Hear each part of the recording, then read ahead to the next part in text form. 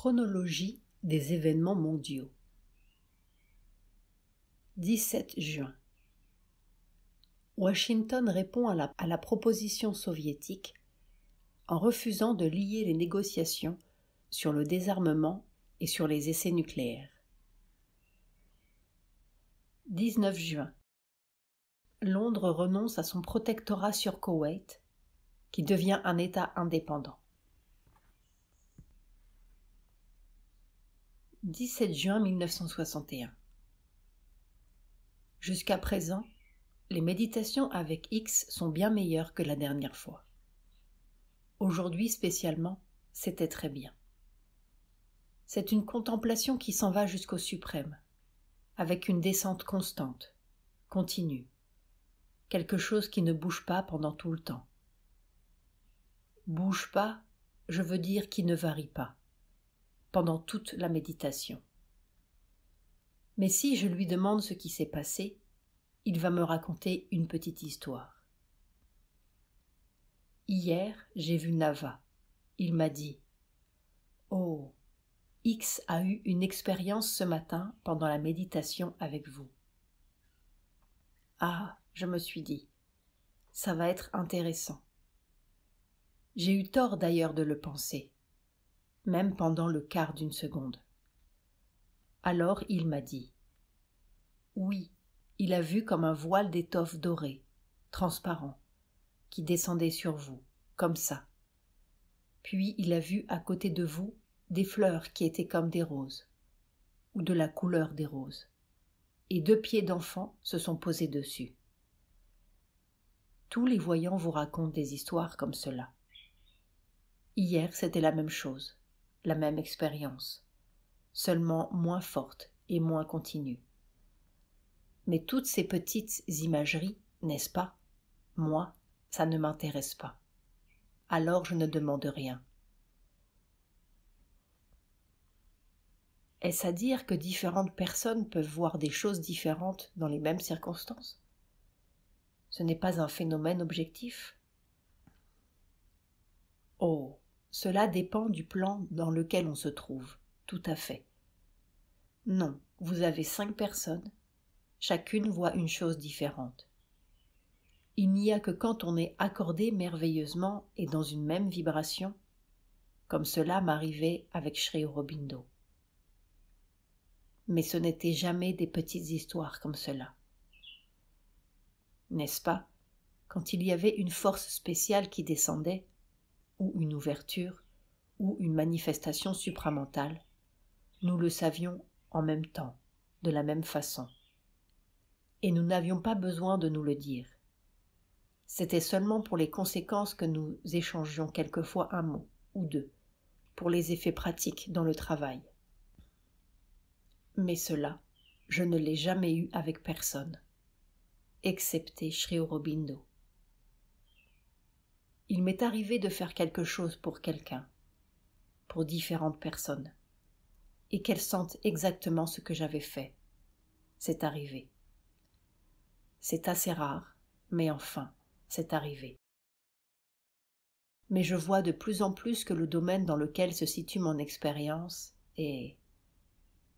Eh bien, il n'y avait que Sri Aurobindo avec qui ça allait. À la fin de l'entrevue, le disciple se plaint amer de cette fastidieuse besogne de manger et lui demande s'il ne pourrait pas réduire énergiquement tout cela. Nous n'en sommes pas encore au moment où on peut ne pas manger. Jamais dans ma vie, la nourriture ne m'a intéressée. Et il y a eu de longues périodes où je mangeais tellement peu que c'était rien. Et un jour je me suis dit, pourquoi perdre tant de temps avec ça? Alors la réponse a été, pas encore, attends, ça ne vous regarde pas. Après cela, j'ai décidé que j'encouragerais tout le monde à manger. 20 juin 1961. À la suite d'une méditation avec X. Voilà 4 jours que nous avons ces méditations. Et c'est le 4e jour d'un silence total. Plus un mouvement, plus un bruit. Je ne sais pas s'il y a du bruit dehors ou s'il n'y en a pas. Je ne sais rien. Une immobilité complète jusqu'à la fin. Quand tout est comme cela, immobile, et qu'il semble que rien ne se passe, est-ce qu'il se passe quelque chose ? Se passer quelque chose ? Je ne sais pas. Mais cela, en soi, c'est quelque chose. Justement, quand le corps est conscient de cela, c'est qu'il est sorti de son étroitesse. C'est le même infini que quand on sort du corps.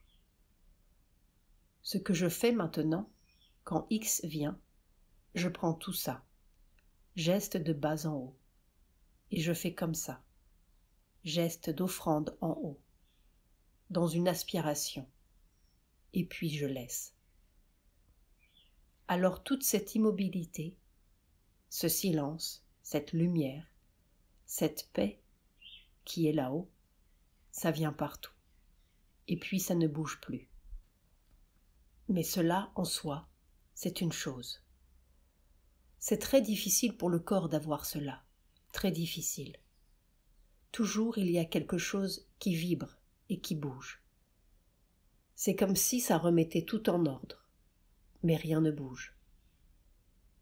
Hier, quand j'étais dans cette immobilité, tout d'un coup, c'était comme si quelque chose m'obligeait à tourner la tête. Je n'ai pas tourné la tête, mais c'était la conscience qui se tournait, comme ça, geste à gauche. Et alors, dans le couloir, cette espèce de couloir qui sépare le hall et la chambre de Sri Aurobindo, je me suis vue là, debout, avec le costume que je mets d'habitude pour sortir, camise et chalwar. J'étais debout, toute droite, et je tenais au-dessus de ma tête un globe d'une lumière. C'était plus étincelant que ces globes électriques qui sont tellement forts, éblouissants. Moi-même, j'avais comme un costume de lumière doré-rose. J'étais toute droite et je portais ce globe, geste au-dessus de la tête. Quand j'ai vu cela, je me suis dit « Tiens, pourquoi donc me fait-il voir ça ?» Et c'était tout. Il ne s'est rien passé d'autre. Seulement ce que j'ai vu. Mais il y avait une figure près de moi que je ne connais pas et qui me faisait l'effet de ce grand gourou de X. Le gourou décédé de X, voire agenda du 4 octobre 1958, que j'ai déjà vu une fois. Il était là, une grande figure. On aurait dit que c'était lui qui m'avait tiré. Il était à côté de moi, pour me faire voir ça. C'était un grand globe. On ne voyait pas de rayons, mais c'était comme si cela projetait d'innombrables rayons comme des éclairs. C'était tout à fait étincelant.